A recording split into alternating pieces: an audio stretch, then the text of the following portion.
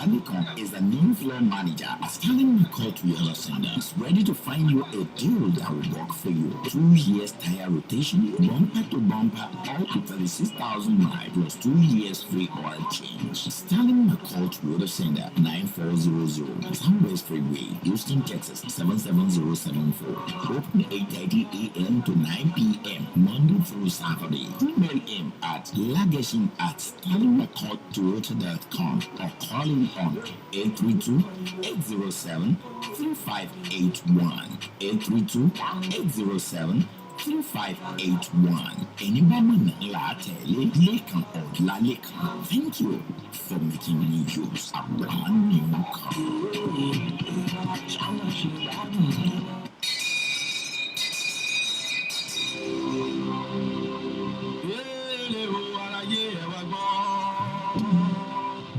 Christian Bani, ètò kẹtàǹkà tó balẹ̀ gbọdọ̀ bí àwòrán òjò sórí Princess Joxibin Radio Jeremiah 6:16 wípé àpèrè ojú ọ̀nà ìgbani kí ẹ sì rìn níbẹ̀. Ta ni Christian Bani? Irú ìgbé ayé wo ló yẹ kí Christian Bani máa gbé? Ta ni wòlíì? Báwo la ṣe mọ wòlíì òtítọ́ àti wòlíì èké? Lórí ètò ilé òtún máa gbọ́ wẹ̀rẹ̀wẹ̀rẹ̀ látẹnu àwọn làmìlaka ẹni àlórí Ọlọ́run. Ọmọ arúgbó ọjọ́ yìí ni Evangelist John Kẹ́hìndé Oyèwọlé ti ìjọ Mercy of Christ Development Ministry tó wà ní number 873 Dulles Avenue, Suite A, Stafford, Texas 77477. Lọ́tọ́kùn ètò Christian Bani on Joxibin Radio between 1 and 2 p.m. every Wednesday. For more information, call 346-971-1877. Jesus is Lord. Tó àlùmọ́ wípé mo rí ọ̀rọ̀ tuntun àtayé tuntun.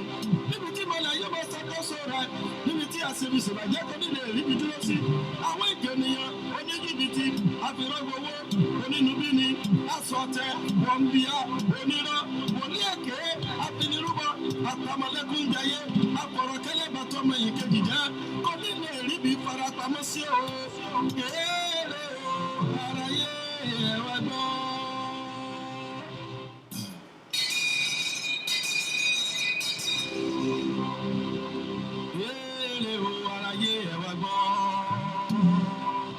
Christian Bani, ètò kẹtàǹkà tó balẹ̀ gbọdọ̀ bí àwòrán òjò sórí Princess Joxibin Radio Jeremiah 6:16 wípé àpèrè ojú ọ̀nà ìgbani kí ẹ sì rìn níbẹ̀. Ta ni Christian Bani? Irú ìgbé ayé wo ló yẹ kí Christian Bani máa gbé? Ta ni wòlíì? Báwo la ṣe mọ wòlíì òtítọ́ àti wòlíì èké? Lórí ètò ilé òtún máa gbọ́ wẹ̀rẹ̀wẹ̀rẹ̀ látẹnu àwọn làmìlaka ẹni àlórí Ọlọ́run. Ọmọ arúgbó ọjọ́ yìí ni Evangelist John Kẹ́hìndé Oyèwọlé ti ìjọ Mercy of Christ Development Ministry tó wà ní number 873 Dulles Avenue, Suite A, Stafford, Texas 77477. Lọ́tọ́kùn ètò Christian Bani on Joxibin Radio between 1 and 2 p.m. every Wednesday. For more information, call 346-971-1877. Jesus is Lord. Tó àlùmọ́ wípé mo rí ọ̀rọ̀ tuntun àtayé tuntun. Níbi tí mọ̀lẹ́ yóò bá ṣàkóso rẹ̀, níbi tí àṣebíṣèbàjẹ́ kò ní lè ríbi dúró sí. Àwọn ìkànnìyàn oníjìbìtì, àfìrọ́gbowó, onínúbíni, asọ̀tẹ̀, wọ̀nbíà, onírọ́, wòlíì èké, àfinirúbọ, àtàmọ̀lẹ́kùnjayé, àfọ̀rọ̀kẹ́lẹ́ bàtọ́mọ yìí kejì jẹ́. Kò ní lè ríbi farapamọ́ sí o. Kéèrè o, aráyé ẹ̀wẹ̀ gbọ́.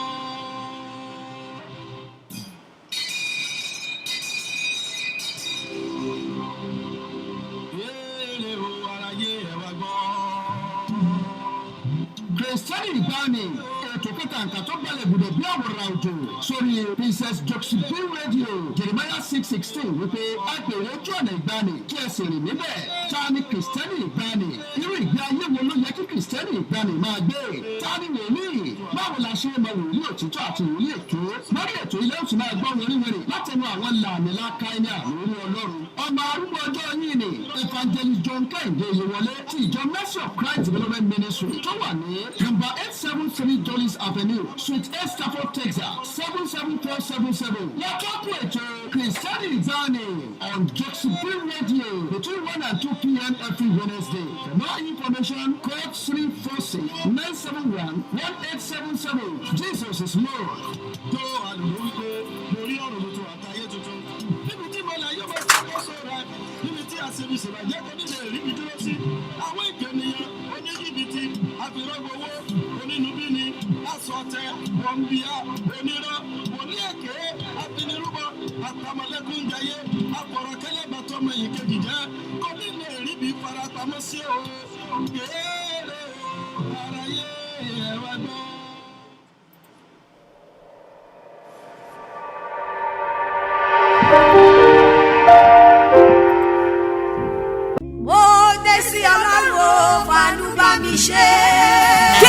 olùgbàlà gbogbo ayé tún fẹ́ já gbogbo ènìyàn gbà lọ́wọ́ agbára tí ò jẹ́ kí wọ́n sinmi o. In this yearly congress I am that I am èmi ni tún jẹ́ èmi ni God of Evangelist John Kehinde Oyewole of Mercy of Christ Development Ministry is ready to save you and your household as this year running to an end. Àkòrí my saviour olùgbàlà mi ó ṣetán ó fẹ́ gbà ọ́ là láti Monday 15 to Sunday 21st October 2018 time 7 p.m. daily wá gba ìgbàlà ìwòsàn ìtúsílẹ̀ under the anointing minister of God with evangelist Dr. Bola Are Apostle of Music. Ìbàrẹ̀ o bàbá àpàlà tó ṣàyẹ̀rọ ìyìn yẹ ọ́ ọmọ ìràwọ̀ ọmọ mẹ́rí ògo yẹ ọ́ ẹ̀mí mímọ́. And the host evangelist John Kehinde Oyewole.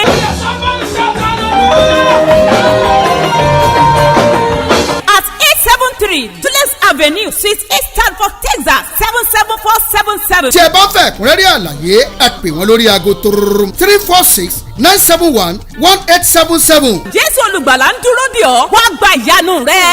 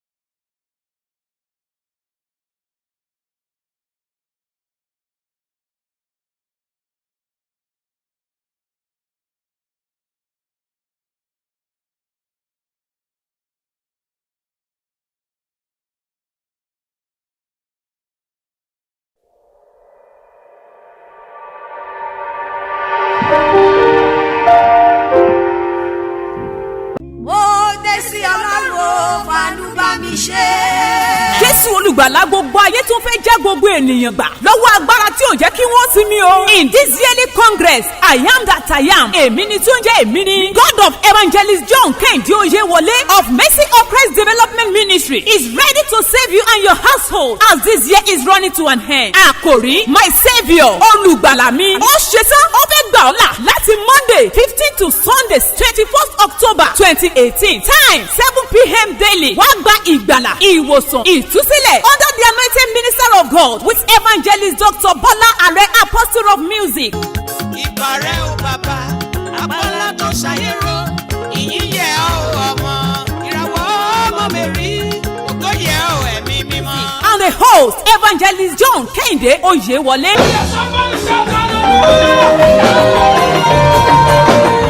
At 873 Dulles Avenue Suite 8 Stanford, Texas 77477. tí ẹ bá fẹ́ ẹ̀kúnrẹ́rẹ́ àlàyé ẹ pè wọ́n lórí aago 346-971-1877. Jésù olùgbàlà ń dúró dè ọ́ wá gba ìyanu rẹ̀.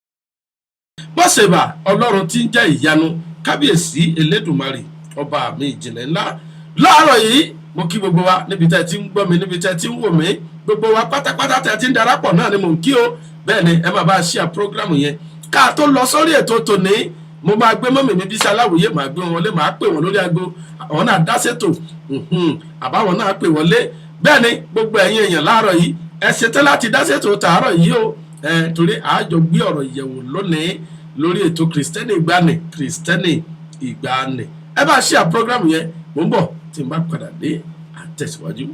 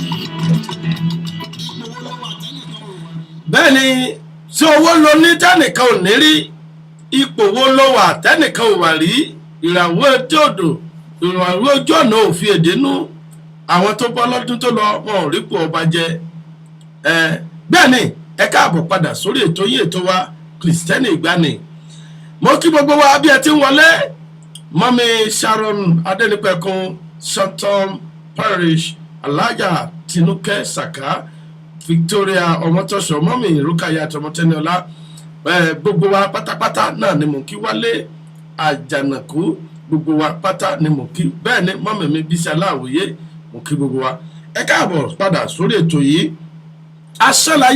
àṣàlàyé kí la fẹ́ gbéyàwó lórí ètò tòní Kristẹni Ìgbàanì o àwọn ọmọ Ọlọ́run tòótọ́ ẹ̀yin àyànfẹ́ Kristi ẹ̀yin tá ń lépa ìjọba ọ̀run dà àwa tá ń lépa ọ̀run dà, àwa tá gbé iṣẹ́ ìyìn rere lọ́wọ́ tá sì ń ṣe àwa náà dà.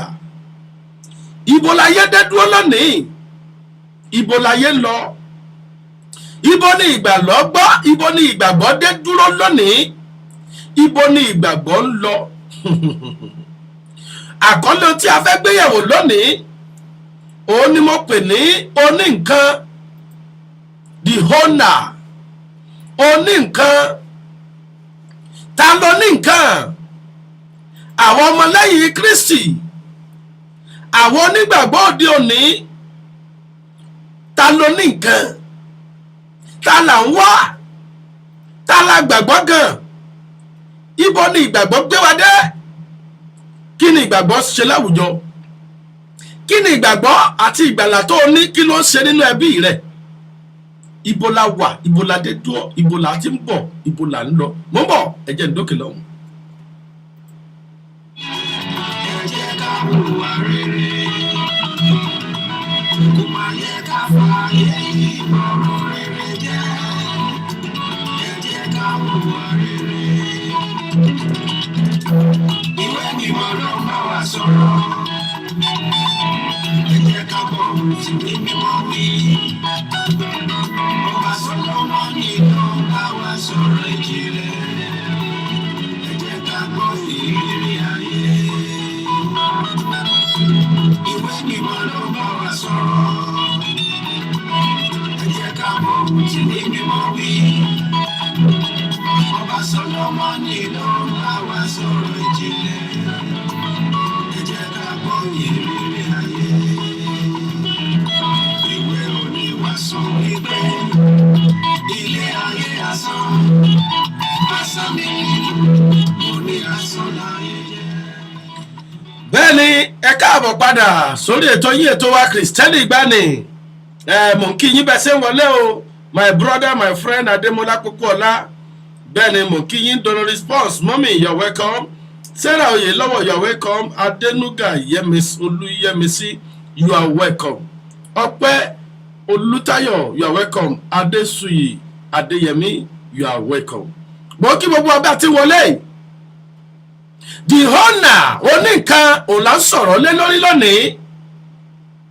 Àwọn ọmọlẹ́yìn Kristi, àwọn onígbàgbọ́ òde òní. Ibo ni ìgbàgbọ́ gbé wa dé? Kí ni ìgbàgbọ́ ṣe lánàá ayé wa gan? Ibo la ti ń bọ̀? Ibo la dé? Ibo la ń lọ? Ipò wo ni ìgbàgbọ́ wà látijọ́ láwùjọ, nínú ẹbí, nínú ilé, ní àárín ìjọba? Ipò wo ni ìgbàgbọ́ wà lónìí? Ojú wo ló fi ń rí wa tẹ́lẹ̀? Ojú wo ló fi ń wò wá lónìí? Ojú wo ló fẹ́ fi wò wá lọ́la? Àwọn ọmọlẹ́yìn Kristi dà? Ǹjẹ́ àti ẹ̀mọ́ bí tá a ti ń bọ̀? Ǹjẹ́ àti ẹ̀mọ́ bí tá a ń lọ gan? Oní nǹkan òun ló ń sọ̀rọ̀ lé lórí lónìí. Ta ló ní nǹkan gan? Ta ló ní nǹkan gan? Ta là ń wá, ta là ń lé kiri? Kí ló ń wá láyé? Tó ò rántí ibi tó ti ń bọ̀, tó ò rántí ẹni tó lọ jábọ̀ fún. Papa T, you are welcome, sir. Oh, my Royal Highness, His Royal Highness Ọba Matthew Akíndélé Olú of Owódé Yewa, you are welcome, sir. Oníkan, kí ló ń wá mọ́mì? Kí ló fẹ́ jẹ́? Kí ló fẹ́ dà? Ibo ló ń lọ? Ibo ló ń lé? Ó ti gbàgbé pé ẹnìkan ló ní nǹkan rẹ̀. Ó ti gbàgbọ́ pé ibi tó ń lé yẹn, ẹni tó ní nǹkan náà ló ń lọ, òun ló wà níwájú ibi tó ń lé yẹn. Ó ti wá gbàgbé pé oníkan náà ní ìṣàkóso nǹkan rẹ̀. Ta ló lójú rẹ mọ́mì? Ta ló létí rẹ? Ta ló lahàn rẹ? Lóòótọ́ ara rẹ ló wà, ṣùgbọ́n ẹnìkan ló fi síbẹ̀. Ẹni nǹkan náà ló lè sọ ohun tí yóò ṣẹlẹ̀ sí nǹkan tí ń bẹ lára rẹ̀. Àwọn ọmọ Ọlọ́run, àwọn tá a sọ pé onígbàgbọ́ ni wá tá a la gbàgbọ́ nínú rẹ̀ ṣé Jésù oníkan ni àbáwọn wòlíì àbáfà àbítání oníkan? Ibo ni ìgbàgbọ́ wà? Ibo ni ìgbàgbọ́ dé? Ibo ni ìgbàgbọ́ ń lọ? Jésù béèrè kan ó ní tí ẹ̀mí oníkan bá padà dé ǹjẹ́ wọ́n bá ìgbàgbọ́ níbi tí mo fi sí? Ṣé yóò tẹ̀síwájú ni àbí ò ní sí mọ́ rárá? Ẹ̀yin ará ilé, mo fẹ́ kẹ́ ẹ máa béèrè lọ́wọ́ ara yín, ta ló ní gangan? Kí lọmọkùnrin tiẹ̀ sọ lónìí? Ta ló ń bá wí? Ta là ń lé? Kí ló ń wá? Kí ló ń dù? Kí ló ń jà dù? Tó torí ẹ pààyàn láti rúbọ, tó torí ẹ ta ẹ̀jẹ̀ sílẹ̀ torí òkè tó fẹ́ gùn, tó torí ẹ tó ń bọ́ mọ́ni, tó ń bá yí ọmọ ẹnìkejì jẹ́. Ó ti gbàgbé pé ẹnìkan ló ní nǹkan rẹ̀. Ó dà mọ́ ń bọ̀, mo fẹ́ ká gbádùn orin bàbá mi ayé wáyé díẹ̀ náà. Àwọn tó kọ́ wọn kọ́ lásán. Ìbò ṣe pé Olúwa bá kọ́lé náà. Owó ẹni tó kọ́ wọn kọ́ lásán. Ọ̀rẹ́ fi sọ́kọ̀ ìrìn àjò kò kúrò láyé. Ìrìn àjò kò kúrò ní o. Kẹ má fi gbẹ́ wá ayérayé olóko jẹ́.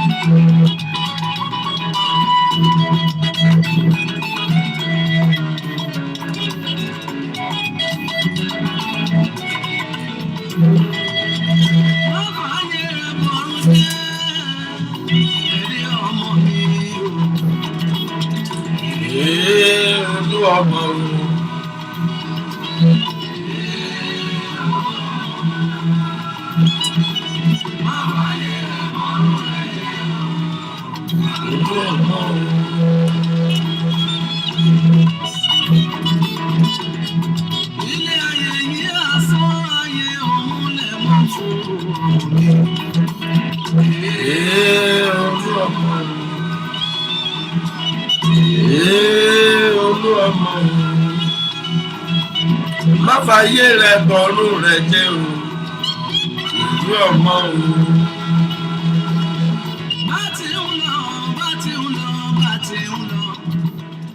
Ká má ṣọ́ra, ká má ṣọ́ra, ká má ṣọ́ra. Ilé ayé ilé ẹ̀san ọjà láyé. Ká má torí òun ayé ìsẹ̀mí wa nù. Ò lè ṣọ́ra, ò lè ṣọ́ra. Bíṣọ̀bù ṣọ́ra, akọni ṣọ́ra. Fanity, oh fanity, oh fanity, gbogbo lálá tènìyàn ṣe. Bẹ́ẹ̀ni bàbá mi pásítọ̀ Kájọgbọ́lá Olúfẹ́mi, ẹ káàbọ̀ sórí ètò tòní. Tó ẹ̀yin ará ilé, kí là ń gbéyàwó lónìí sẹ́ẹ̀? Ohun tá à ń gbéyàwó náà ní oní nǹkan. Ẹ̀yin onígbàgbọ́ òde òní, ta ló ní nǹkan?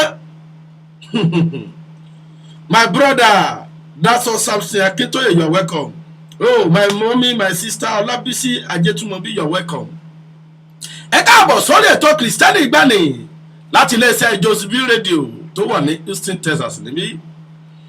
Gbogbo ẹ̀yin tẹ́ ń gbọ́ lórí YouTube, ẹ̀yin tẹ́ ń wò wá lórí ẹ̀rọ ayárabíàṣá Facebook, ẹ̀yin tẹ́ ń gbọ́ wá lórí rédíò, gbogbo yín pátá náà ni mo kí káàbọ̀.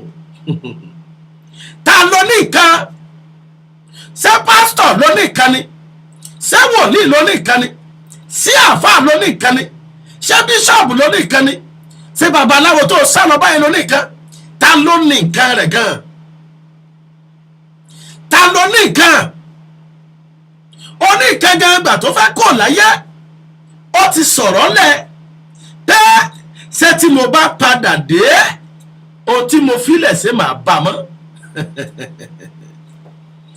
Ṣé wọ́n fi àyè mi lẹ̀ ṣé máa bá àyè mi níbi tó wà? Gbogbo wa pátá ẹja lọ sínú ìwé Genesis orí ìkíní. Genesis orí ìkíní gbogbo alámọ̀. Ó ní àtètè kọ́ṣe Ọlọ́run ṣe kí ni o? ọlọ́run dá ọ̀run òun ayé. Ní àtètèkọ́ṣe ọlọ́run dá ọ̀run àti ayé. Ta ló ní nǹkan? Ta ló láyé? Ta ló lo tó bẹnú ayé? Ta ló ní gbogbo tó ń lé? Ta ló ní gbogbo tó ń wá? Àwa wòlíì àti sọra wa dá ọlọ́run fáwọn ènìyàn. Àfi ọlọ́run tó ní nǹkan hàn fáwọn èèyàn mọ́. Àwọn pásítọ̀ àti sọra wa dá ọlọ́run fáwọn ènìyàn. Àfọ ní nǹkan hàn fáwọn ènìyàn mọ́. Ǹjẹ́ ẹni tá a fi nǹkan sọ tó lè fúnni ní nǹkan tá a fi sọ láì ṣe pé ẹni tó ní nǹkan mọ̀ nípa rẹ̀ a jẹ́ pé olè ló jà. You are welcome. Oh, my mommy Josie Olubukola, mommy Josephine Ogbebo, you are welcome. Oníkan ǹjẹ́ àti ẹ̀ ń rò ó bí ẹnìkan wà tí ń jẹ́ oníkan. Wọ́n ní àtètèkọ́ṣe ọlọ́run dá ọ̀run òun ayé. Ẹjẹ́ lọ sínú ìwé yes my mommy Josie Olubukola mo kí yín good morning ma. Ẹjẹ́ lọ sínú ìwé Psalm 24 orin Dáfídì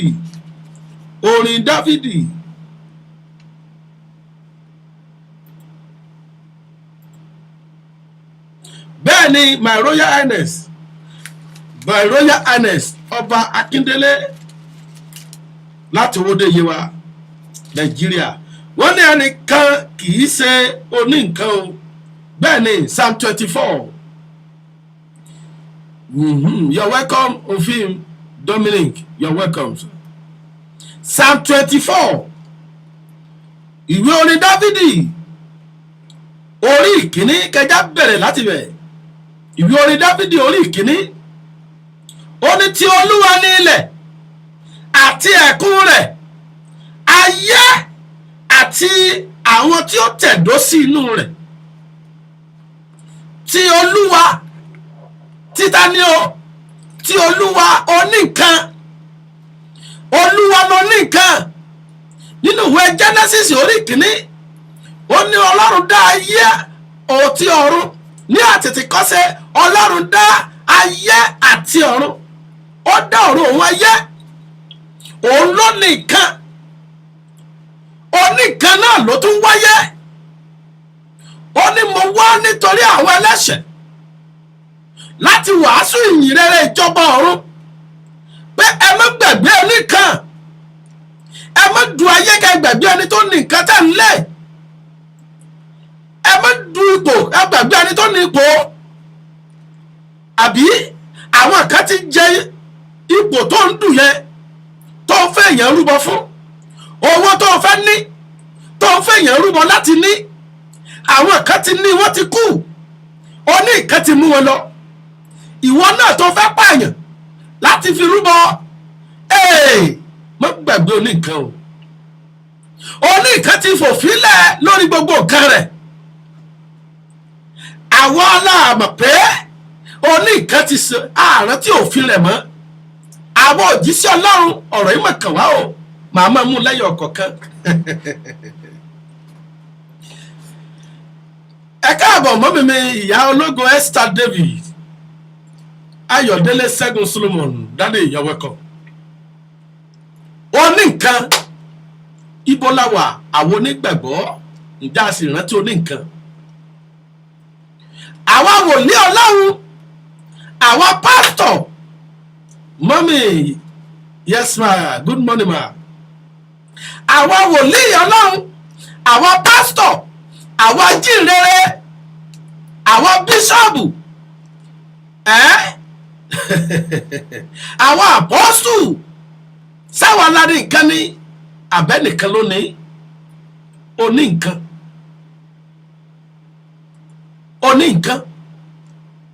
Oníkan ti sọ́nù ìwé Matthew.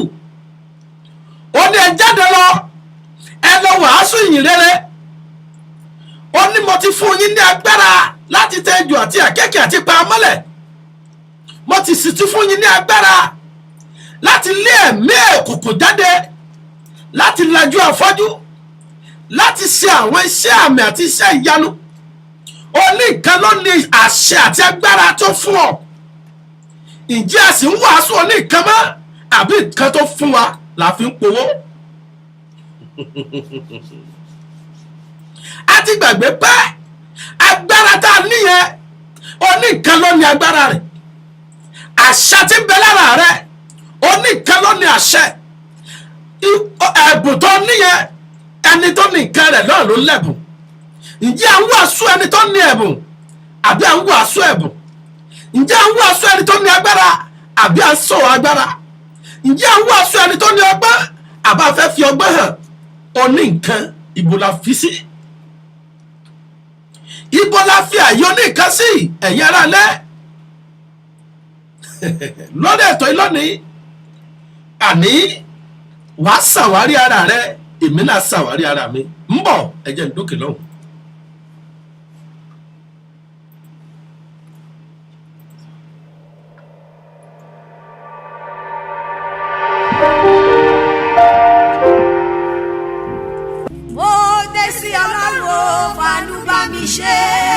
Jésù olùgbàlà gbogbo ayé tó fẹ́ já gbogbo ènìyàn gbà lọ́wọ́ agbára tí ò jẹ́ kí wọ́n sinmi o. In this yearly congress, I am that I am. Èmi ni tí ó ń jẹ́ èmi ni. God of Evangelist John Kehinde Oyewole of Mercy of Christ Development Ministry is ready to save you and your household as this year is running to an end. Àkòrí My Saviour olùgbàlà mi. Ó ṣetán ó fẹ́ gbà ọ́ là láti Monday 15 to Sunday 21st October 2018. Time 7 p.m. daily. Wá gba ìgbàlà, ìwòsàn, ìtúsílẹ̀ under the anointing minister of God with evangelist Dr. Bola Are, apostle of music. Ìbàrẹ̀ o bàbá, abọ́lá tó ṣàyẹ̀rọ, ìyìn yẹ ọ́ ọmọ, ìràwọ̀ ọmọ mẹ́rí, ògo yẹ ọ́ ẹ̀mí mímọ́. And the host, evangelist John Kehinde Oyewole.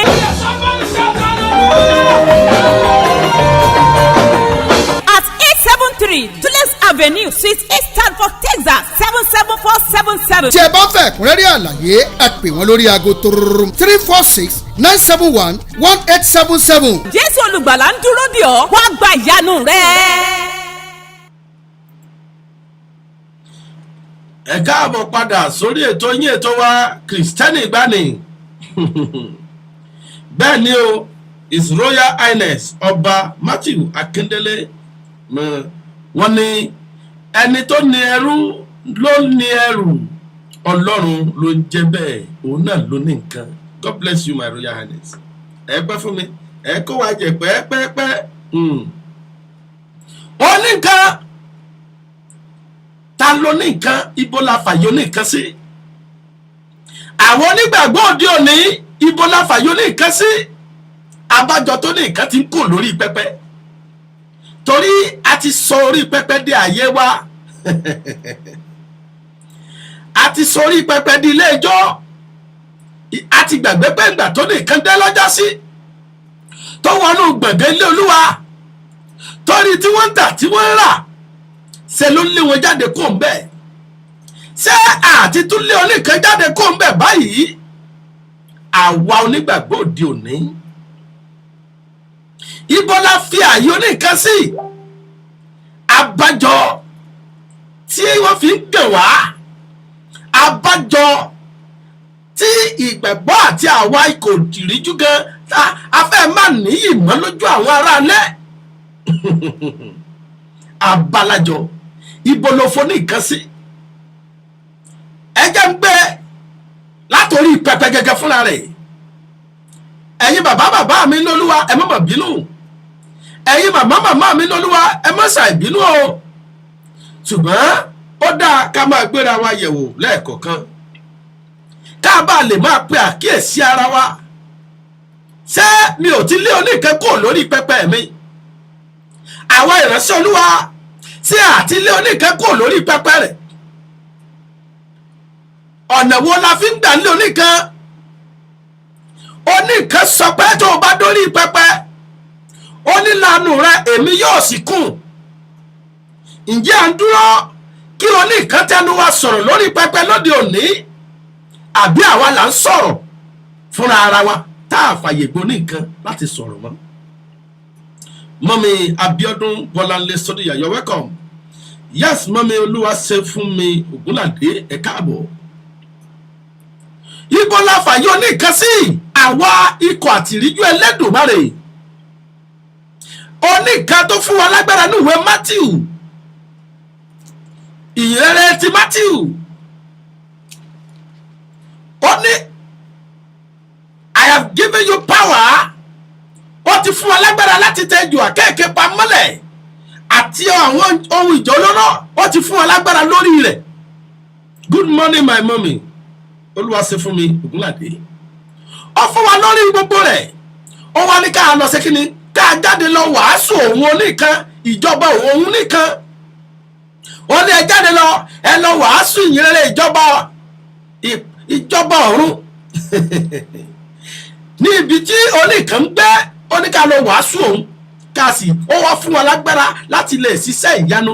Ó ní ẹ lọ wo aláìsàn láradá, ẹ lajú afọ́jú, ẹ máa lọ jí òkú dìde nípasẹ̀ agbára oníkan.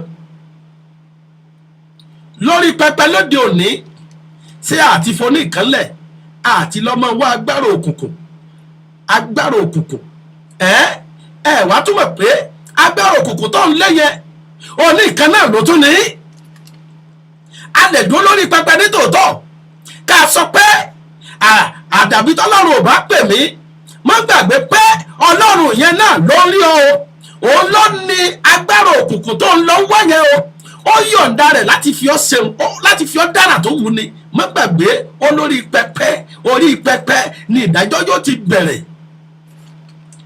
A lè má fẹ́ sọ̀rọ̀ síra wa, àwa àyànfẹ́, àwa ìránṣẹ́ ọlọ́run, àwa òjíṣẹ́ olúwa, ṣùgbọ́n gbọ́ ó dá ká jọ sọ kó yéra wa báyìí kó ní nǹkan tó dé. Hey my sister Yetunde Adesina, you are welcome. Afolabi Vincent Olówófẹlá, you are welcome sir. Ó ní nǹkan lórí pẹpẹ sáà tí lè kó ń bẹ àwọn onígbàgbọ́ òde òní. Ibo la fi àyè oníkan sí? Ibo ló nìkan wà? Tó nìkan bá sì wà lórí pẹpẹ, ó dájú pé ìgbàgbọ́ àti ìgbàlà inú ìjọ yẹn ó máa yàtọ̀. Kò sí ọmọ Ọlọ́run tó máa wọbẹ̀ tí ò ní mọ̀ pé oníkan ní ṣàkóso bí. Àwa ìránṣẹ́ Ọlọ́run òní, oníkan ti fi ìlànà sílẹ̀. Ó ní tí ẹnikẹ́ni nínú yín bá ní ìkùnsínú sí arákùnrin rẹ̀, you are welcome Modúpẹ́ Akérèlé, you are welcome ma. Ó ní tí ẹnikẹ́ni bá ní ìkùnsínú sí arákùnrin rẹ̀ láàrin yín, ó ní kó tó fi ọrẹ sílẹ̀, ó ní kókó lọ ṣèlàjà náà. Ṣùgbọ́n àwa òjíṣẹ́ Ọlọ́run orí pẹpẹ òde òní ṣẹ́ àti lé oníkan kúrò lórí pẹpẹ torí tó ní a máa fún òun là ń fún. Ṣé àti fún lé ìwọ̀ jẹ lórí pẹpẹ? Ṣé àti fi àgbèrè lé oníkan kúrò lórí pẹpẹ? Àwọn onígbàgbọ́ òde òní, ibo la wà, ibo la dé dúró, ibo la ń lọ. Òtítọ́ kọ̀rọ̀, ayé ò sì fẹ́ òótọ́, ṣùgbọ́n àásọ náà ni. God bless you ma. I love that prayer. Mo fẹ́ràn àdúrà tẹ́ gbà yẹn. And God will answer that prayer. Mami Sharon Adenipekun, when the Almighty God build and equip me as spiritual giant unto you in Jesus' name. Amen. Bẹ́ẹ̀ni Mami Abiodun Bolanle Sodiya, when exactly my dear pastor, more anointing. Amen ma. Ibo la fọ́ ní ìkànsí, ẹ jẹ́ ká gbọ́ orin mi yìí tí mo sọ pé bí tí láyé yìí jẹ́.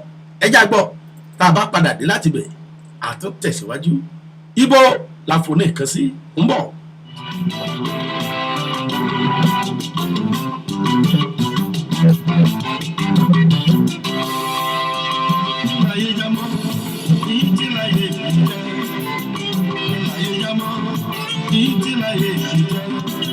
Oríṣiríṣi ìṣẹ̀lẹ̀ ló ń ṣẹlẹ̀ ìlàyé jámọ́ bí tí láyé ìjẹ́ ìlàyé jámọ́ bí tí láyé ìjẹ́ oríṣiríṣi ìṣẹ̀lẹ̀ ló ń ṣẹlẹ̀ ìlàyé jámọ́ bí tí láyé ìjẹ́ aráyé ara wo wọ́n tó ṣẹlẹ̀ nínú ayé ènìyàn ẹwẹ́ gan ayé kò nínú ìjọ. Iṣẹ́ Olúwa lèyí ni àbí iṣẹ́ ara wa òtítọ́ ọ̀rọ̀ sí mọ́.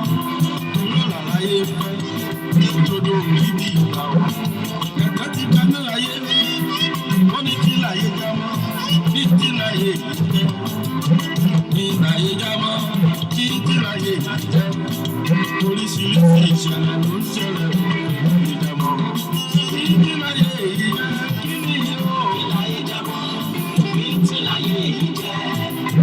Kí láyé jámọ́ bí ti láyé èyí jẹ́. Oríṣiríṣi ìṣẹ̀lẹ̀ ló ń ṣẹlẹ̀ kí láyé jámọ́ bí ti láyé èyí jẹ́. Ìjìnlẹ̀ kan ti mọ́ nínú ìjọ Ọlọ́run ìjìnlẹ̀ owó ló ń bá ìsọjí bàjẹ́ ìsọtẹ̀ láàrin ìrọ̀tẹ́ èyí ló wà láyé kan. Bí pásítọ̀ fúnni lóyún èyí kò tilẹ̀ tuntun ní ìpín aráyé wá lọ́rùn ọ̀rọ̀ lọ́rùn kò já mọ́ òun iṣẹ́ wò ní lórí ọ̀rọ̀. Wọ́n ní kí láyé já mọ́ bí kí láyé yìí jẹ́. Kí láyé já mọ́ bí kí láyé yìí jẹ́. Oríṣiríṣi ìṣẹ̀lẹ̀ ló ń ṣẹlẹ̀ kí láyé já mọ́ bí kí láyé yìí jẹ́. Kí ni yóò. Kí láyé já mọ́ bí kí láyé yìí jẹ́. Kí láyé já mọ́ bí kí láyé yìí jẹ́. Oríṣiríṣi ìṣẹ̀lẹ̀ ló ń ṣẹlẹ̀ kí láyé já mọ́ bí kí láyé yìí jẹ́. Àbúrò wa ṣètò èyí ló wá gbàyé kan agbára láyé ń wá ní mẹ́kù láyé ń fẹ́. Káfọ́nà orí gbowó ọmọ ìjọ máa pé a kò lè gbàwẹ̀ gbàdúrà mọ́ àfi káfí ní rúbọ ìjọ ti dórí kodò. Àbí kọ́lù bàtà wá ní wọ́n ní kí láyé já mọ́ bí kí láyé yìí jẹ́. Kí láyé já mọ́ bí kí láyé yìí jẹ́. Oríṣiríṣi ìṣẹ̀lẹ̀ ló ń ṣẹlẹ̀ kí láyé já mọ́ bí kí láyé yìí jẹ́. Kí ni yóò. Kí láyé já mọ́ bí kí láyé yìí jẹ́. Kí láyé já mọ́ bí tí láyé yìí jẹ́. Oríṣiríṣi ìṣẹ̀lẹ̀ ló ń ṣẹlẹ̀ o kí láyé já mọ́ bí tí láyé yìí jẹ́. Bẹ́ẹ̀ni mo kí yín mọ́ mi mo dúpẹ́ Kelechi Lúwàjí Wagwe, you're welcome. Mọ́mi Diwúrà Akétòǹdé mo kí yín. Yes, my daddy Afọlábí Vincent Owó Olówó Fẹlá. Wọ́n sọ pé it is very unfortunate that most pastors of nowadays are using black power and preaching success, not preaching heaven, unlike olden day. God bless you, my daddy. You will live long to fulfill the God purpose on earth. That is what we are after here. That is the main assignment of this Christianity Igbani. Let us open our understanding back. A lot of people are following prophet and pastor that are derailed. I said something in my church yesterday. I said, the pastor you know yesterday as a saint may become somebody else today. That is why you must be connected to the Holy Spirit in order for you and I to know when we are about to fall victim of the kingdom of darkness. Yes, God bless you, sir. Ayodeji Sadiq Olalekan, you are welcome. Mary Yemisi Ayilola, you are welcome, sir. His Royal Majesty Oba Matthew Akindele, Onikan Baye Re Lokan ni pátápátá. Okay, Onikan Baye Re Lokan me pátápátá. My Royalness, bẹ́ẹ̀ náà ni Ọlọ́run mi máa ṣe. God bless you, my daddy. Alayi Oyelekan Sodin, you are welcome, sir. Yes, my mommy Johnson Olubukola, wọ́n ní kí ni ayé jámọ́ bí ti láyé yìí jẹ́ bẹ́ẹ̀ ni mà. Bẹ́ẹ̀ ni mommy Yetunde Adesina ní on point, sir. Thank you, God bless you. Tó ẹ lè pè wọlé kẹ́ ẹ dá ṣètò yìí, ẹ lè pè wọlé kẹ́yìn náà dá sí i. Mo fẹ́ kẹ́ ẹ pè wọlé ẹ̀yin ẹ̀yẹ mi ẹ pè wọlé. Ẹ lè pè sórí ẹ̀rọ ìbánisọ̀rọ̀ +281 406 8830 +281 406 8830 +281 88 +281 406 8830. Ẹ lè pè wọlé sórí ẹ̀rọ ìbánisọ̀rọ̀ yẹn. Ẹ lè tún lè pè wọlé sórí ẹ̀rọ ìbánisọ̀rọ̀ 346 971 1877 346 971 1877. Bẹ́ẹ̀ ni ẹ lè pè wọlé. Mọ́mí Diwúrà sọ pé God bless you and your ministry richly. Amen. Amen. Tó ẹ lè pè wọlé báyìí sórí ẹ̀rọ ìbánisọ̀rọ̀ láti dá ṣètò yìí. Ẹ jẹ́ wò ó bóyá mọ́mí mi Bísí Aláwìyé tí wọ́n bá sì wà nítòsí. Mo fẹ́ káwọn náà dá ṣètò yìí. Ẹ lè pè wọlé láàrin ìṣẹ́jú kan. Tó ibo la fi oníkan sí ṣé àtìlé oníkan kò láyé rẹ̀ lórí pẹpẹ. Àwọn òjíṣẹ́ Ọlọ́run òde òní ẹ bá share program yẹn gbogbo ènìyàn pátápátá. Help me to share the program, evangelize to somebody. Ẹ jẹ́ kí a jí padà. Ìsọjí ti kú. Ṣé ìsọjí ìgbàlà ọkàn sì wà bíi tàtijọ́? Ṣé ìsọjí ìṣàwárí ẹni sì wà bíi tàtijọ́? Àwọn gan la fẹ́ ṣe ìsọjí ìgbà yìí kẹ́yìn. Sí àwọn tá a ti lé oníkan tó ní ìsọjí kúrò lórí pẹpẹ. Olúwa tó yàn ya Alówólé, you are welcome ma. Ṣé àti lé oníkan kúrò lórí pẹpẹ? Nígbà tá a bá lé oníkan kúrò lórí pẹpẹ, bó la ṣe fẹ́ ṣe ìsọjí ìgbà kẹ́yìn. Amen. Mọ́mí Adéọlá ní ọlá. Wọ́n ní Ọlọ́run àtúnbọ̀ aṣọ agbára dọ̀tun. Amen. Yes, my sister Bimbola Precious, you are welcome. Ẹ máa share program yẹn. Ṣé àtìlé oníkan kúrò lórí pẹpẹ? Ó ní pé Bíbélì wípé nígbà tó dé orí pẹpẹ, tó dé inú ìjọ, ó rí àwọn títà tí ń rà. Sí ẹ̀mí títà rírà ò ti wà láàrin àwa ìránṣẹ́ Ọlọ́run gangan tá a fi ṣẹ́rán. A ti gbàgbé pé kò sí agbára lọ́wọ́ wòlíì, kò sí agbára lọ́wọ́ pásítọ̀. Àwa wòlíì, àwa kọ́ la lágbára. Àwa pásítọ̀, àwa kọ́ la lágbára. Ó ní àtètèkọ́ṣe ìwé Genesis, ó ní àtètèkọ́ṣe Ọlọ́run dá ọ̀run òun ayé.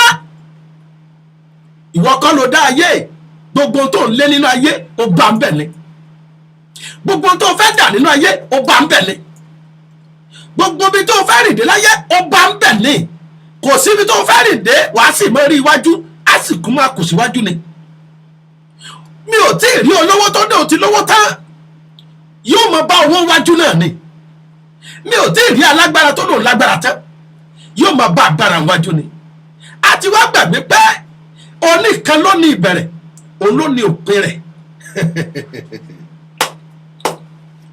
Àwọn òjíṣẹ́ Olúwa bí mo ti sọ lọ́sẹ̀ tòní, lọ́jọ́ tòní, orí pẹpẹ láti fẹ́ bẹ̀rẹ̀. Ó ní kí a tó yọ ìpẹ́pẹ́ kúrò lójú àwọn ènìyàn, ká kọ́kọ́ yọ tójú ara wa náà. So àwọn òjíṣẹ́ Olúwa, ẹ̀yin bàbá, ẹ̀yin màmá, ẹ̀yin dádì, ẹ̀yin mọ́mì, ẹ má mà bínú. Ẹ já sọ̀rọ̀ níbi tọ́rọ̀ wà, tá a ti lé oníkan kúrò lórí pẹpẹ. Ta ní gbẹnu wá sọ̀rọ̀ lórí pẹpẹ? Sọ ní nǹkan ni àbí àwa fúnra ara wa, àbí ohun tí wọ́n ti sọ sí wa létí?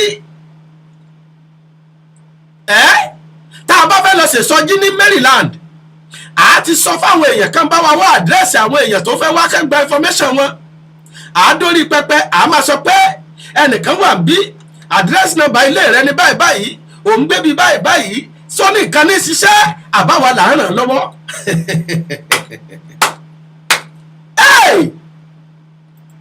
Oní nǹkan ó fọwọ́ lẹ́rán, ó sì ń wò wá. Amen.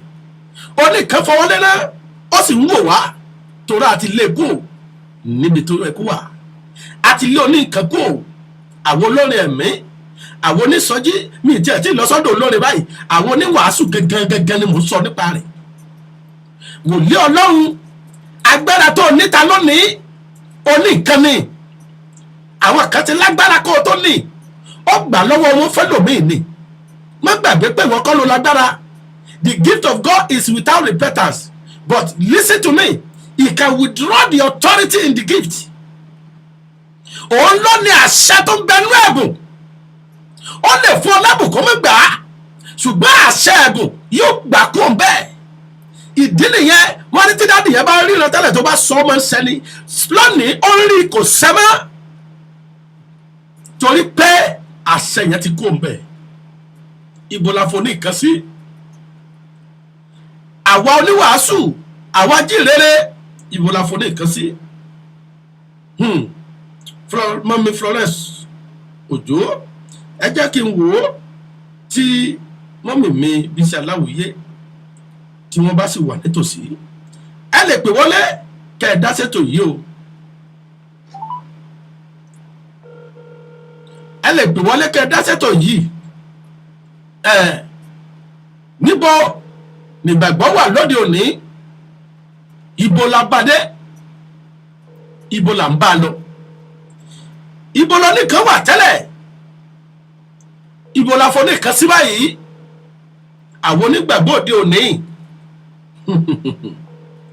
ẹ bá ń gbé sókè lọ́nà ẹ bá ń gbé sókè lọ́nà.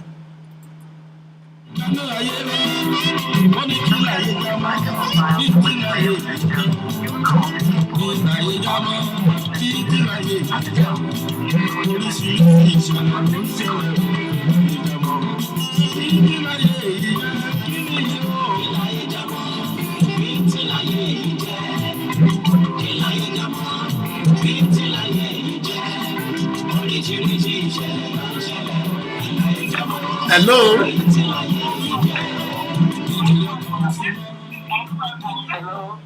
Hello, mommy.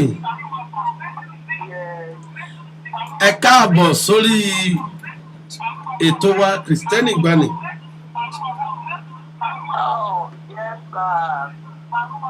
Tó afẹ́kẹ́ bá wa dá ṣètò yìí ni.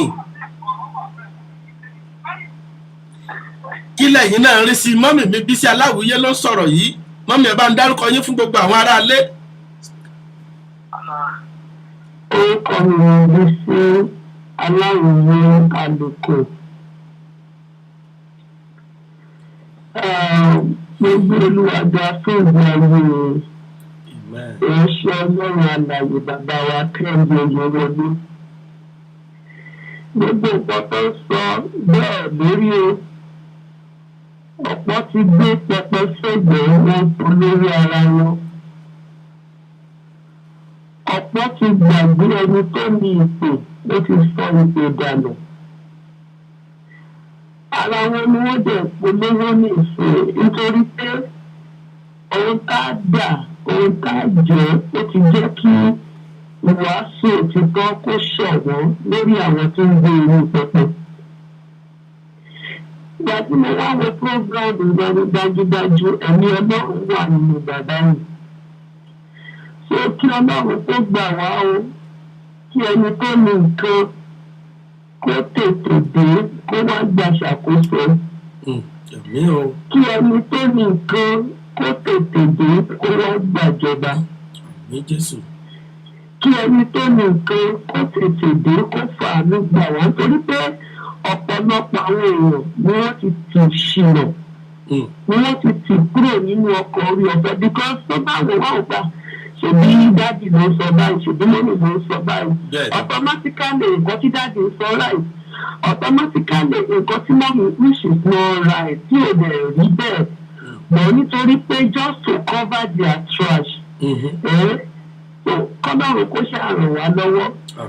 Bíbélì sọ wípé ó ní ẹni tó dúró kó kíyèsára ẹgbẹ́ rò pé òun dúró kó kíyèsára kó má bàa ṣubú àti bàbá wa àtàwọn náà dá ìgbọ́ tẹ̀mí ká fi máa dúró dòpin káàfin ní bá pẹpẹ Olúwa jẹ́ kọ́lọ́run kó bẹ̀rẹ̀ wá lórúkọ Jésù. Àmín àmín.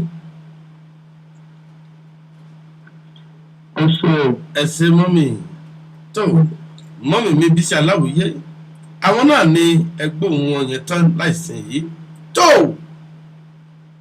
orí ètò náà láwà Kristẹni Ìgbàanì Kristẹni Ìgbàanì ẹ̀yin aráalé lónìí orí pẹpẹ ni mo wà orí pẹpẹ ni mo ti ń sọ̀rọ̀ lọ́wọ́ o pé ibo làwa òjíṣẹ́ Olúwa fi orí ìkan sí. Ǹjẹ́ àti máa fi oníkanlẹ̀ àti máa ṣì àwọn èèyàn lọ́nà báyìí ṣé àti máa sọ tara wa kí ló ní nǹkan sọ kí làwa ń sọ àwọn kan máa dúró lórí pẹpẹpẹ tó kò yẹ ká ṣẹ̀dá mẹ́wàá àwọn kan sọ pé tó ó yẹ ká ṣẹ̀dá mẹ́wàá kí ló ní nǹkan sọ èwo là ń sọ àwọn kan dúró ó yá máa bọ̀ pẹ̀lú 20,000 máa bẹ̀ pẹ̀lú $1,000 tó nìkan náà ló sọ gbogbo tá a sọ yìí èwo ni ká gbàgbọ́ àti ń ṣe àwọn èèyàn lọ́nà àti ń dán ọkàn àwọn èèyàn rú àfọ́ní ìkànnì fáwọn èèyàn mọ́ àtijọ́ ń lo ọpọlọ orí ara wa àti fi ń ṣiṣẹ́ orí pẹpẹ nígbà tí olùgbàlà dé gbogbo irú nǹkan báyìí náà ló lékò lórí pẹpẹ. Ó ní àwọn tí ń tà tí ń rà wọ́n lé wọn kúrò lórí pẹpẹ. Àwọn alágbèrè, àwọn alágàbàgebè, àwọn Farisí, àwọn ẹlẹ́tàn, àwọn ará ọ̀tọ́ mọ́ sọ, àwọn fíkù ẹ̀jẹ̀ sínú tutọ́ funfun jáde lórí pẹpẹ. Àwọn wòlíì àgbà tí ò fẹ́ kí wòlíì kékeré torí pẹpẹ dìde. Àwọn wòlíì kékeré tí wọ́n wọ́nà bí wòlíì àgbọ̀ ṣe ṣubú káwọn lè gbapò rẹ̀. Òkìkí lókùtà ń lé lórí pẹpẹ. Ibo la fò ní nǹkan sí. Àròjọ mùsùlùkùn lónìí. Ẹ lọ sí gbogbo ayé, ẹ lọ wàásù mi, ẹ lọ pẹ̀lú ìyàn mímọ́. Bẹ́ẹ̀ ni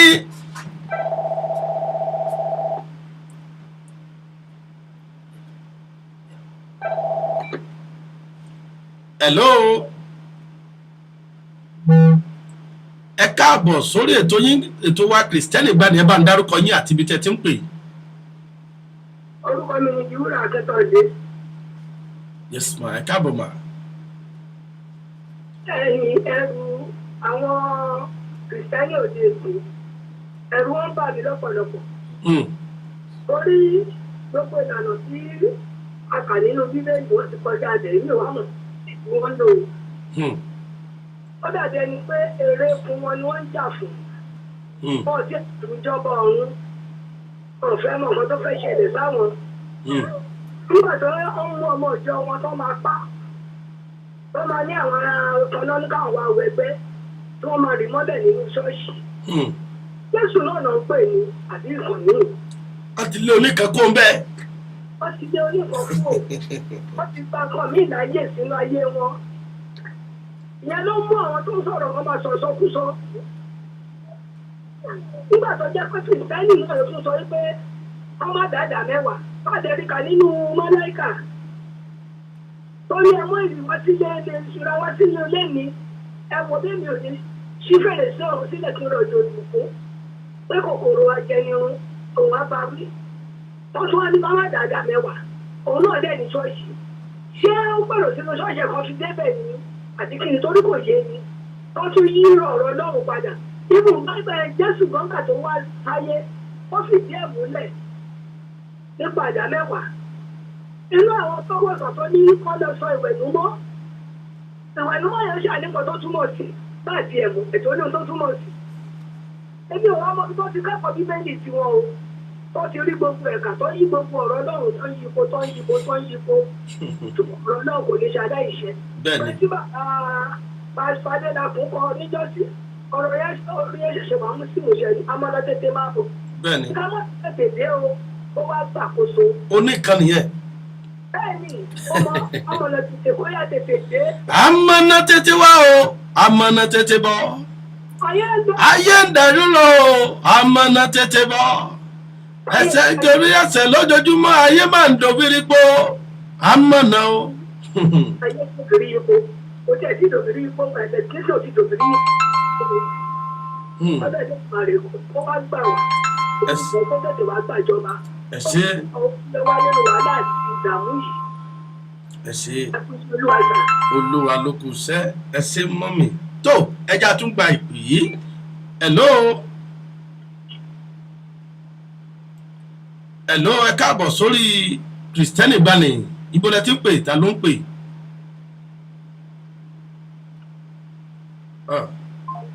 Kódà ó lè pété. Tó àròjọ múlùsọ̀rọ̀sọ̀kùn náà ni ẹ̀yin ẹ bá ń gbé sókè ń bẹ̀ náà ká wo àwọn èèyàn mi ń tẹ àtẹ̀jíṣẹ́ wọlé. Dàdí Afọlábí Vincent Olówó, my evangelist, may God continue to give you wisdom and broad your knowledge. Please, how can a poor man, woman pray tithe to pastor using private jet and first-class car in the society?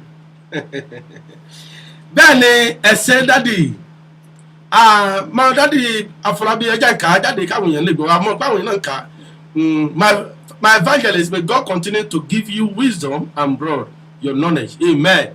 Please, how can a poor man, or woman pay tithe to pastor using private jet and first class car in the society. Ẹ ṣe dáàdì mi. Àní Ọlọ́run ò ní fi gbogbo wálẹ̀. Ọlọ́run ò ní fi gbogbo wálẹ̀. Iṣẹ́ tó nìkan fi rán wa àti tó ní ká fìdá mẹ́wàá ṣe tí òun là fi ń ṣe. Ẹja béèrè lọ́wọ́ ara wa náà.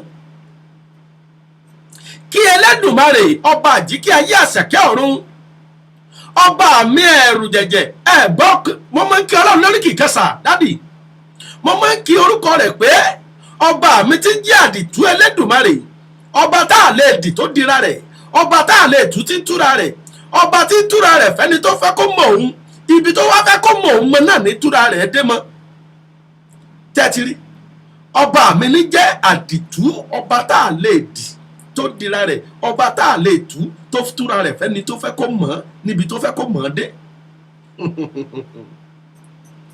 Ìdí nìyẹn tó fi sọ pé ẹ wá ìjọba Ọlọ́run náà àti òdodo rẹ̀ nígbà náà òye ẹ̀mí mímọ́ ní ká ẹ wá wárí.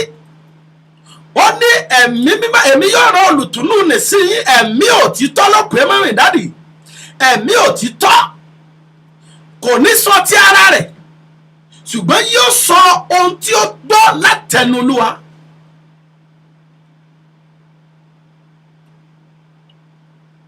Oh yes ma, oh yes ma, Mami Dúpẹ́ Ọ̀sìnkọ̀lú JP, there is nothing bad in paying tithes. The general overseer should use it for the proper things that is meant for. Ó náà ni mo sọ nísìnyí, God bless you mami. Ṣé ohun tó nìkan ní ká fi ìdá mẹ́wàá ṣe sóun là fi ń ṣe? Ṣé iṣẹ́ tó nìkan fi rán wa sóun là ń jẹ́? Òun ló jẹ́ kí n sọ pé ká bẹ̀rẹ̀ lórí pẹpẹ náà. Ṣé mọ̀ pé ká tó yọ ẹ̀pẹ́ ìpẹ́jù àwọn ọmọ ìjọ kúrò ká kọ́yọ tójú ara wa?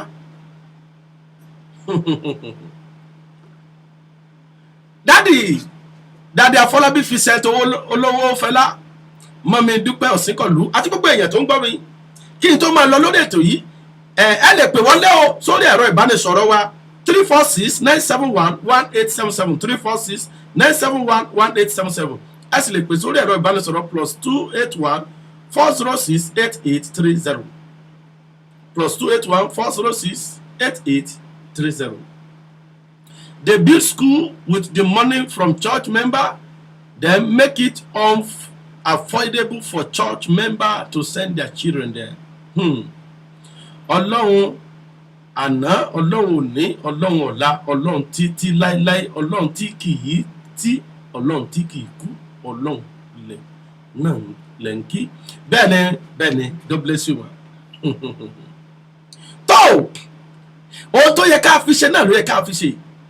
Ẹ jẹ́ sáré sọ̀rọ̀ eléyìí kí n tó máa lọ.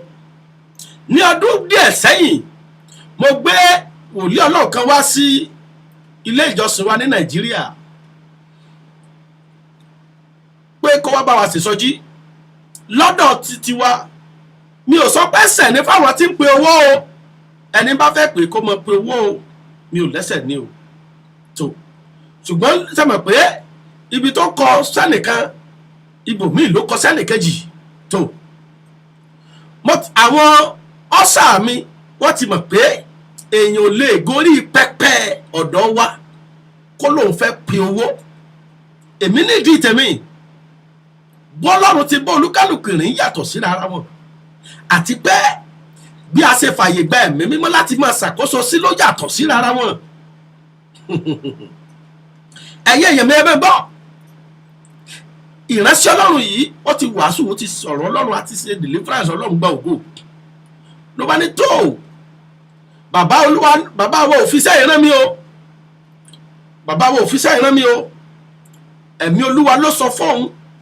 Ǹjẹ́ sì mọ̀ wípé ẹ̀mí Ọlọ́run kì í gbé bí rúdurùdu. Ǹjẹ́ ẹ̀mí Ọlọ́run bá fẹ́ sọ, Bíbélì pé ìmọ́lẹ̀ ni. Ó ní gbogbo àwọn ọmọ Ọlọ́run tá a bá ti wà nínú ẹ̀mí Ọlọ́run, a ti wà ní ibì kan náà, a ti wà láyè kan náà nínú ìmọ́lẹ̀ ẹ̀mí mímọ́. Kò sí ẹlẹ́yàmẹ̀yà nínú ẹ̀mí mímọ́. Ó ní tó Olúwa sọ pé òun fẹ́ gbé àwọn ènìyàn 12 dìde máa bọ̀ pẹ̀lú 5,000 13,000 lẹ́sẹ̀kẹsẹ̀ àwọn sàmì wọ́n ti dìde lọ́ba lórí ọ̀tà wọ́n ti fetí kún sọ́rí sà á kì í pe owó ń bí sọ́rí sà á kì í pe owó ń bí ó ní ẹ̀ ní jẹ́ káwọn èèyàn yìí dá lábùkún fún ẹ jọ̀ọ́ mo wá béèrè lọ́wọ́ pásítọ̀ ọ̀rẹ́ mi yìí mo ní sí owó tí wọ́n fẹ́ gbà yìí ní ó jẹ́ kán di alábùkún fún. Mo wá ní ẹ̀sà ẹ má bínú ohun tí àwọn sá sọ fún yín yẹn náà ní kẹ́ ẹ bá wa tẹ̀lé kì í pe owó ń bí. Tí Ọlọ́run bá ṣe ìyanu nínú ayé dáàdúrà àwọn èèyàn bá gbà tára tù wọ́n tọ́kàn wọ́n balẹ̀ wọ́n á dá ṣiṣẹ́ Olúwa. Mi ò ká nínú Bíbélì pé ebi pa Jésù rí ó tún sọ kékeré di púpọ̀ ni. Mo wá ní sà nínú àwọn èèyàn tó wá ṣèṣọ́jí yìí the ministry of Jesus is a ministry of hope. He bring hope for the hopeless. He encouraged, he lifted up the heavy burden and put on the garment of light. Ó ní àjàgà mi rọrùn ẹrù mi sì fúyẹ́. Mo ní púpọ̀ àwọn èèyàn yìí onírú aláta oníyọ̀ oníwóróbó wọ́n wá gbẹ̀dúà kí ọwọ́ Ọlọ́run bà lé wọn kí wọ́n rí ìfarahàn Ọlọ́run kí wọ́n lọ fi owó ọjà wọn kí wọ́n lọ rọ ọjà sí ọjà tí wọ́n ń tà kí ọjà wọn lè mọ dàgbàsókè ni nínú owó ọjà yẹn wọ́n ti dá ọrẹ èyí tó kù wọ́n fẹ́ fi lọ ra ọjà kún ọjà tí wọ́n ń tà lórí àtẹ wọn.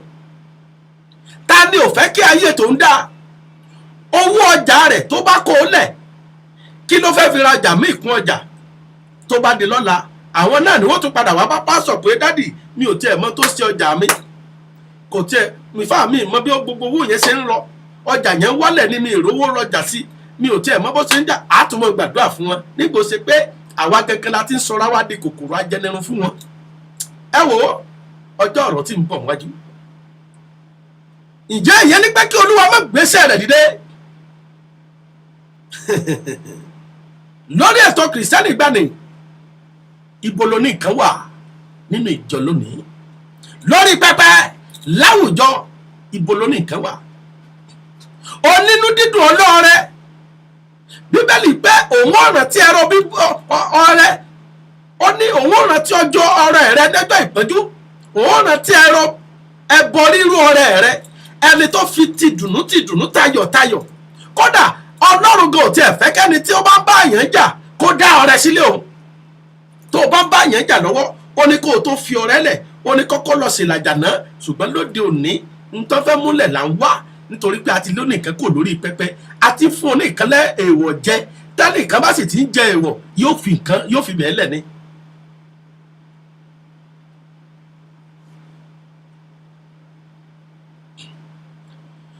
Yes, Abimbola Ọlátawúrà.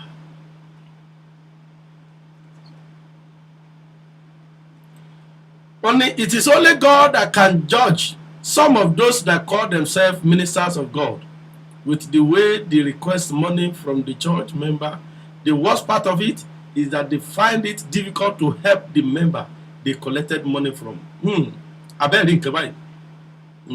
Mọ́mí Dúpẹ́ Ọ̀sìnkànlú JP wọ́n ní Olúwa ò ní pa làákàyè yín rẹ́ àmín àmín àmín àmín.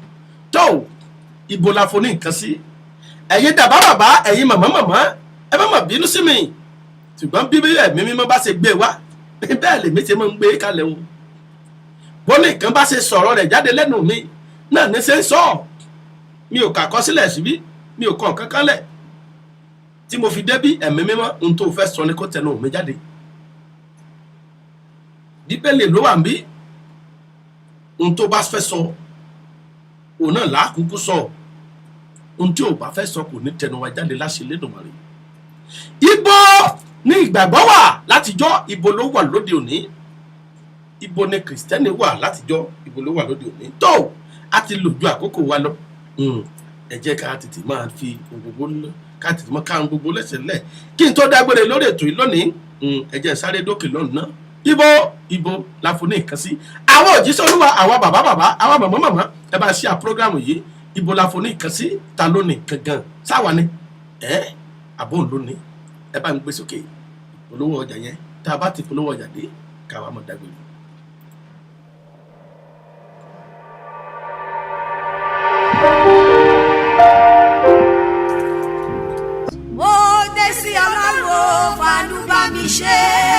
Jésù olùgbàlà gbogbo ayé tún fẹ́ já gbogbo ènìyàn gbà lọ́wọ́ agbára tí ò jẹ́ kí wọ́n sinmi o.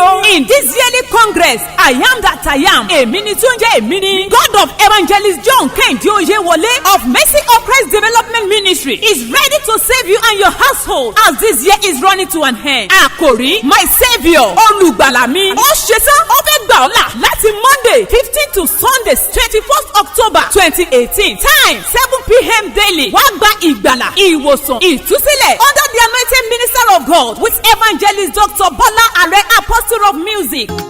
ìbàrẹ̀ o bàbá agbára tó ṣàyẹ̀rọ ìyìn yẹ ọ́ ọmọ ìràwọ̀ ọmọ mẹ́rí ògo yẹ ọ́ ẹ̀mí mímọ́.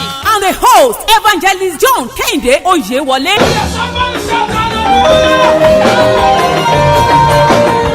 At 873 Dulles Avenue Suite 8 Stanford Texas 77477. tí ẹ bá fẹ́ ẹ̀kúnrẹ́rẹ́ àlàyé ẹ pè wọ́n lórí aago 346-971-1877. Jésù olùgbàlà ń dúró dè ọ́ wá gba ìyanu rẹ̀.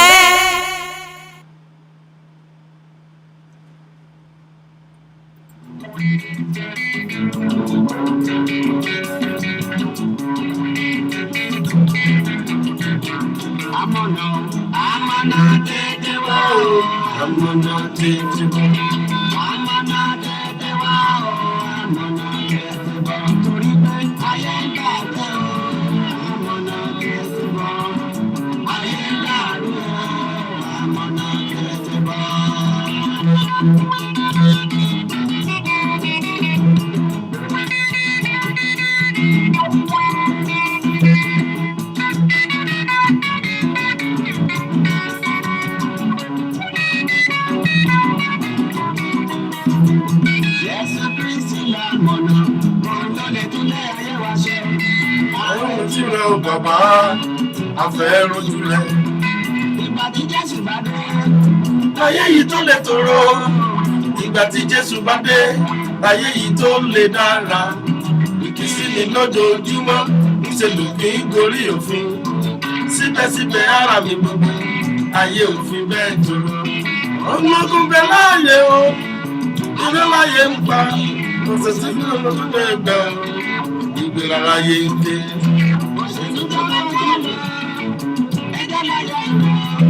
Ológun ló tún dé ibẹ̀ o, ìgbèlà láyé ń ké. Òtítọ́ onídé mọ́, irọ́ lára ayé ń fẹ́, ògbódò orí bí ìgbà o, ẹ̀ṣẹ̀ ti gbẹ̀lé ayé. Àfi tí Jésù bá dé, láyé yìí tó lè tòrò. Àfi tí Jésù bá dé, láyé yìí tó lè dára. Àmọ̀nà tètè má bọ̀, àmọ̀nà tètè má bọ̀. Ayé ń gbà nínú àmọ̀nà tètè bọ̀.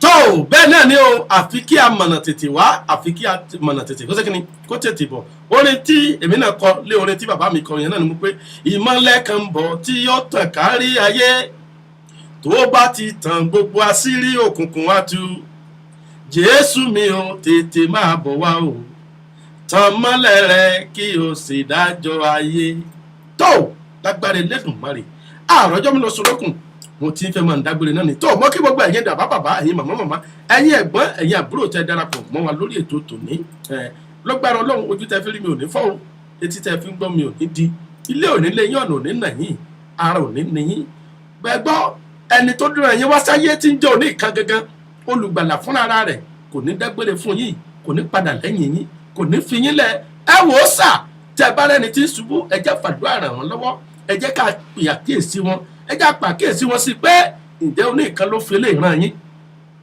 ẹ wò ó tá a bá kọra tá a bá ń wò wá ràn tá a bá kàn ń wo àwọn pásọ̀ ràn wọ́n á máa ṣubú sí ni ẹ wò àtẹ̀mí àtìyín àmọ̀ ní ṣubú ẹ jẹ́ àmọ́ ìran wọn létí pé dádì tí ẹ béèrè lọ́wọ́ oní nǹkan n tá a fẹ́ ṣe yìí dádì ìsọjí tá a fẹ́ gbé kalẹ̀ ìṣòwò la fẹ́ fi kójọ ní àbọ̀ ní nǹkan ló ní ká gbé kalẹ̀ mọ́mì ṣé àsọtẹ́lẹ̀ yìí tó ní nǹkan ni lágbára ọlọ́run ó túbọ̀ máa ràn wá lọ́wọ́ láṣẹ Elédùmarè tó mọ̀ ń pè gbogbo wa sí ìsọjí ọlọ́dọọdún tó máa ń wáyé nílé iṣẹ́ ìrìnsẹ̀ wa níbí ní Houston, Texas òun náà lẹ ti ń wo flyer rẹ̀ bẹ́yẹn lílé iṣẹ́ Mercy of Christ iléeṣẹ́ olúwa ti Mercy of Christ Development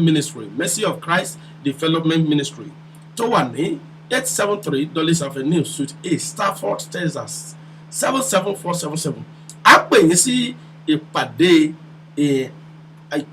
èmini tí ń jẹ́ èmini tí máa ń wáyé lọ́dọọdún ìpàdé èmini tí ń jẹ́ èmini I am that I am tí máa ń wáyé lọ́dọọdún I am that I am Congress 2008 my saviour olùgbàlà mi làkọlé ẹ̀ olùgbàlà mi ta lólùgbàlà rẹ ṣé pásítọ̀ rẹ ni ṣé wòlíì ni àfáà tó fẹ́ lọ báyẹn ni èèyàn tó fẹ́ tẹ̀jẹ̀lẹ̀ sílẹ̀ ni ẹran tó fẹ́ tẹ̀jẹ̀lẹ̀ sílẹ̀ ni àgùntàn tó fẹ́ tẹ̀jẹ̀lẹ̀ sílẹ̀ ni ta ni olùgbàlà rẹ olùgbàlà mi ó náà ní àkọlé rẹ̀ lágbára Ọlọ́run màmá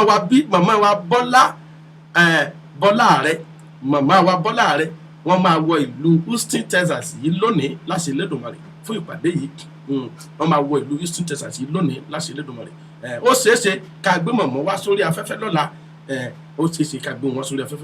kẹ́ ẹ lè mọ̀ pé wọ́n ti dé so ẹ pàdé wa láti ọjọ́ Monday the 15th of October títí di 21 of October ọ̀sẹ̀ kan gbáko ní olùgbàlà mi òun náà ní àkọlé rẹ̀ I am that I am Congress 2008 ìtumọ̀ wáyé ní Mercy of Christ Development Ministry 873 Dulles Avenue Suite A, Stafford, Texas 77477 olùgbàlejò náà ní èmi ọmọ yín àbúrò yín ọ̀rẹ́ yín Evangelist John Kẹ́hìndé Oyèwọlé wọ́n kí gbogbo ẹ̀yin tẹ́sẹ̀ darapọ̀ bí a ti fẹ́ dágbére Daddy Akinmaki Solomon Okereke you're welcome Mommy Adenike Abimbola Fashade you're welcome yes I greet every one of you God bless you as you join the program it shall be well with us in Jesus name bá ti ń lọ ẹ máa bá mi gbé sókè ìmọ́lẹ̀ kan bọ̀ tí yóò tàn kárí ayé ìmọ́lẹ̀ kan bọ̀ tí yóò tàn kárí ayé.